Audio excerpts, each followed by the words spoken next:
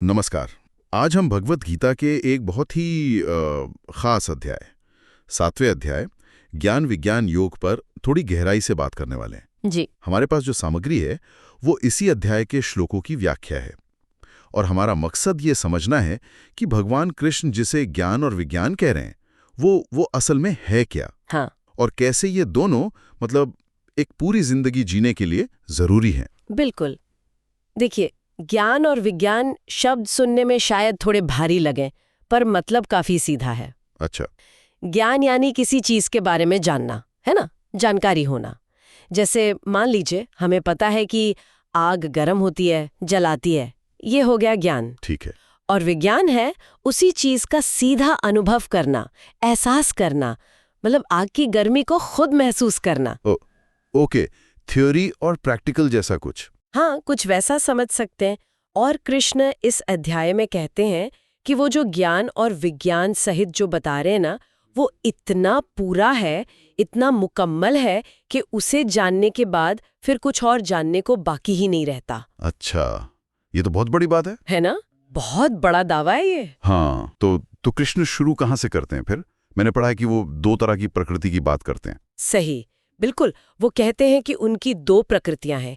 एक है अपरा प्रकृति। अपरा। हाँ, अपरा यानी ये दुनिया बनाने वाले जो मूल तत्व है ना, पृथ्वी, जल, अग्नि, वायु, आकाश, और फिर मन, बुद्धि, अहंकार, ये 8 चीजें। अच्छा, ये सब? हाँ, ये सब है अपरा प्रकृति। ये जड़ है, इनमें अपने आप में चेतना नहीं है। ठीक है। और दूसरी है परा प्रकृति। ये चेतन है, यही है जीवन शक्ति यानी जीव।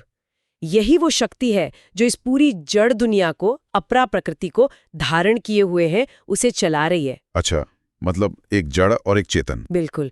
और कृष्ण कहते हैं कि सारी की सारी सृष्टि जो है वो इन्हीं दोनों के मेल से बनी है। वाह, यानी जड़ और चेतन दोनों ही ईश्वर की प्रकृति का हिस्सा हैं। और फिर वो कहते हैं कि सब कुछ उन्हीं में है। वो माला वाला उदाहरण जैसे मोती धागे पर। हाँ, बिल्कुल, गीता 7.7 में। ये बात थोड़ी मतलब चौंकाने वाली है, हर चीज में ईश्वर। बिल्कुल। और यही तो इस अध्याय का केंद्रीय भाव है, ईश्वर की सर्वव्यापकता। कृष्ण इसे बहुत सुंदर ढंग से समझाते हैं। कैसे? वो कहते हैं, मैं जल में रस हूँ, मतलब स्वाद हूँ, सूर्य और चंद्रमा में प्रकाश हूँ, वेदों में प्रणव यानी ओम हूँ, आकाश में शब्द हूँ, और मनुष्यों में उनका पुरुषार्थ, उनका पराक्रम हो। अरे वाह! मतलब हर चीज का जो सार है ना, जो उसका एसेंशियल क्वालिटी है, वो ईश्वर ही है। पानी का स्वाद, आग की गर्मी, इंसान की हिम्मत, ये सब ईश्वर की ही अभिव्यक्ति है, ऐसा समझिए। ये तो कमाल की बात है। मतलब पानी पीते वक्त उसका स्वाद भी ईश्वर का रूप है, सूरज की रोशनी भी। ये तो वाकई रोजमर्रा की चीजों को देखने का नजरिया ही बदल सकता है। हाँ। लेकिन फिर एक सवाल उठता है, अगर ईश्वर हर जगह है, हर चीज में है, तो हम उन्हें सीधी सीधी देख क्यों नहीं पाते? कोई पर्दा है क्या बीच में? अच्छा सवाल है। और हाँ, कृष्ण इसी पर्दे की बात करते हैं। वो इसे माया कहते हैं। माया मतलब जादू टोना टाइप? नहीं, वो नहीं। ये उनकी ही एक शक्ति है जो 3 गुणों से बनी है, सत्व, रजस और तमस। अच्छा, वो 3 गुण, सत्व, रजस, तमस। हाँ, सत्व यानी अच्छाई, प्रकाश, ज्ञान, शांति। रजस यानी क्रिया, जुनून, इच्छाएं। और तमस यानी अंधकार, जड़ता, आलस्य, अज्ञान। ये तीनों गुण मिलकर हमारी चेतना पर एक तरह का, आप कह सकती हैं कि रंगीन चश्मा चढ़ा देते हैं। रंगीन चश्मा? जिससे हम दुनिया को उसके असली रूप में यानी ईश्वरमय रूप में नहीं देख पाते। हम इसी दुनिया के रंगों में, इसके आकर्षणों में उलझ जाते हैं और ईश्वर के जो अविनाशी असली स्वरूप है उसे भूल जाते हैं। ये माया हमें मोहित रखती है। तो ये 3 गुण ही हमें उलझाए रखते हैं। फिर तो इसे पार करना बहुत मुश्किल होता होगा। कृष्ण खुद कहते हैं कि उनकी ये त्रिगुणात्मक माया जो है वो बड़ी दुस्तर है, मतलब उसे पार करना वाकई बहुत कठिन है। पर वो रास्ता भी बताते हैं। अच्छा, क्या रास्ता है? वो कहते हैं, जो लोग पूरी तरह से मेरी शरण में आ जाते हैं, सिर्फ वही इस माया को तर पाते हैं। शरण में आना मतलब शरणागति? हाँ, शरणागति। लेकिन यहाँ शरणागति का मतलब सिर्फ हाथ जोड़कर बैठ जाना नहीं है। इसका गहरा मतलब है अपने अहंकार को छोड़ना, मैं करता हूँ, ये मेरा है, इस भाव से मुक्त होकर पूरी तरह ईश्वर पर निर्भर हो जाना। अपना कर्तापन छोड़ देना। बिल्कुल, ये कर्तापन का भाव छोड़ना ही माया से निकलने का रास्ता है। ये गहरा है। अच्छा, फिर कृष्ण उन लोगों के बारे में भी बताते हैं जो उनकी भक्ति करते हैं। मुझे याद आ रहा है शायद 4 तरह के भक्त। हाँ बिल्कुल, वो 4 तरह के पुण्यात्मा लोगों का जिक्र करते हैं जो उन्हें भजते हैं।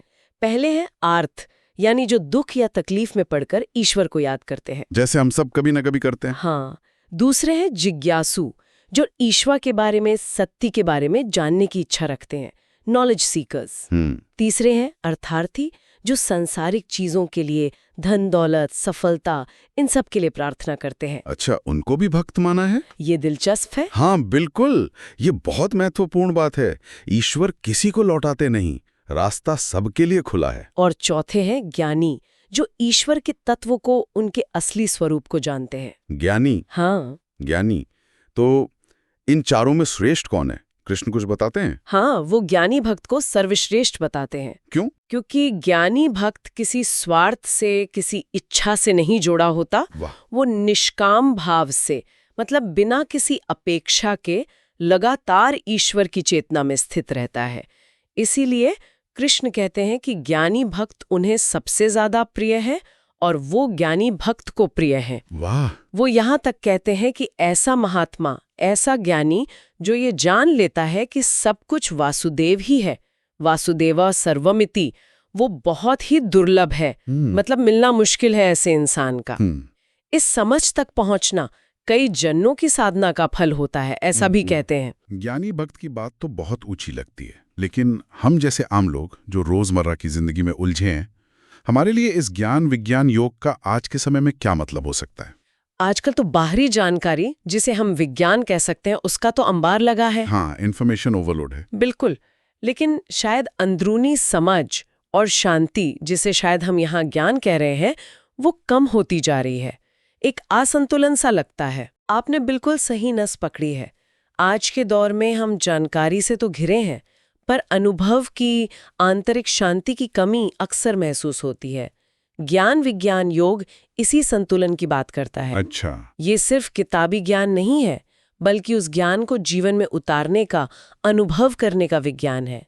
इसका मतलब है कि हम अपनी जिंदगी जीते हुए, अपना काम करते हुए भी हर चीज में, हर इंसान में, हर अनुभव में उस छिपी हुई दिव्यता को पहचानने की कोशिश करें। हर चीज में दिव्यता? हाँ, ये बाहरी दुनिया यानी अपरा प्रकृति और हमारी अपनी चेतना यानी परा प्रकृति, इनके बीच एक पुल बनाने जैसा है। जब वो सैद्धांतिक समझ यानी ज्ञान, वास्तविक अनुभव यानी विज्ञान बन जाता है, तभी जीवन पूरा होता है, समग्र होता है। तो संक्षेप में कहें तो ये अध्याय हमें सिर्फ जानने के लिए नहीं, बल्कि अनुभव करने के लिए प्रेरित कर रहा है, हर चीज में ईश्वर को महसूस करने के लिए। एकदम सही कहा आपने। ज्ञान विज्ञान योग का सार यही है, बुद्धि से मिली समझ को दिल के अनुभव में तब्दील करना, ताकि हम ईश्वर की सर्वव्यापकता और अपने असली स्वरूप को महसूस कर सकें।